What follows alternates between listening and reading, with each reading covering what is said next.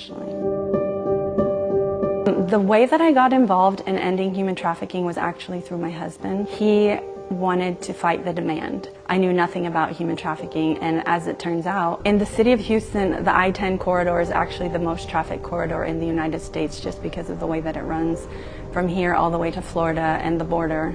The Oil and Gas Trafficking Awareness Group, I actually founded it and launched it in 2017. We grew it to over 45 energy software and service companies.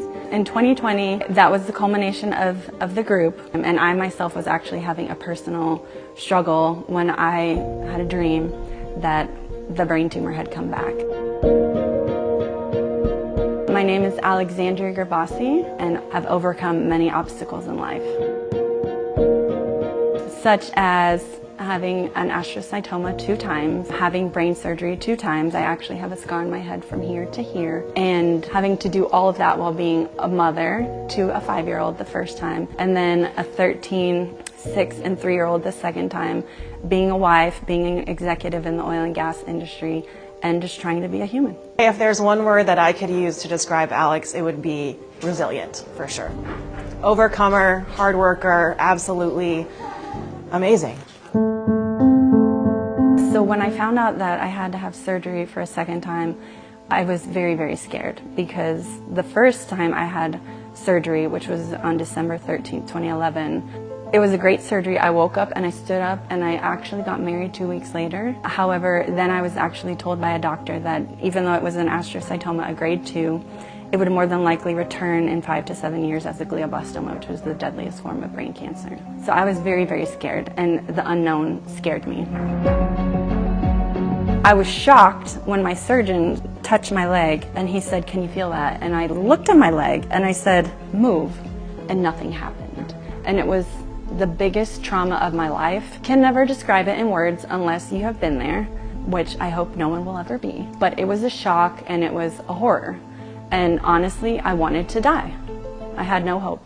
You're going to move with this leg first, okay? Moving into TIRR was the best experience of my life. When I arrived, I was met by kind and compassionate people who had experience dealing with people with traumatic brain injuries, which is what I had a result of my surgery, because the tumor had gotten so deep. And it was very comforting to know that I was getting the help that I needed. And immediately, my physical therapist, Kathy, was able to get me out of the wheelchair, standing up, doing the things that I didn't think that I could do. And it was one of the best experiences of my life. And surprisingly, it was a miraculous place to be, and I didn't even know that it existed. So with Alex as a therapist, it was pretty easy because she was and is still one of the hardest workers I've ever met in my life. Immediately upon admission, we talk with our patients about their goals for what they want to accomplish while they're here at TIRR. And her exact words were, "I'm going to do a backflip when I walk out of here." That is Alex to a T. So we have some news for today. In the early days of my recovery were really crucial, and one of the days I actually woke up and my hand, which they had said was the hardest neural pathway to recreate, it just opened. And it opened very rigidly. My mom was there, thank God, and we were able to document it. It was overwhelming, and it was the most beautiful thing that I've ever experienced, the nearness of God. It was incredible, and it was miraculous. The only word I can say is miracle. Without TIRR, I believe I would still be in a wheelchair. In hindsight, I can say all of this was meant to be. And as much as I hated the process is what built me up, and I didn't have the character then that I had now. Having been paralyzed, having overcome brain cancer twice, having worked in the anti-trafficking movement for almost 10 years, having had 2 babies after my first diagnosis, has changed my life and revolutionized the hope that I have inside in Jesus, and given me tangible examples to share with people.